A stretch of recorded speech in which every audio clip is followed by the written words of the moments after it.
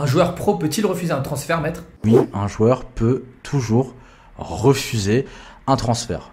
On va revenir aux bases élémentaires puisque le contrat entre un joueur et un club, c'est un contrat de travail.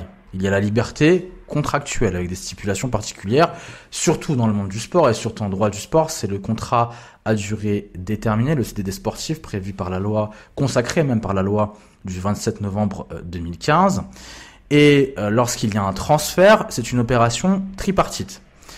Quelles sont les trois parties? On a deux clubs. On a le club vendeur, ce club vendeur qui a un contrat de travail avec la particularité du monde sportif, mais avec des obligations assez classiques comme le devoir de loyauté. Il y a le joueur et il y a le club cessionnaire acheteur. Et bien évidemment, si les deux clubs se mettent d'accord sur le transfert, sur la mutation, on parle de mutation en droit du sport, et qu'il y a une contrepartie financière, c'est une indemnité de transfert, puisqu'il y a une rupture d'un contrat, c'est un peu comme en droit du travail.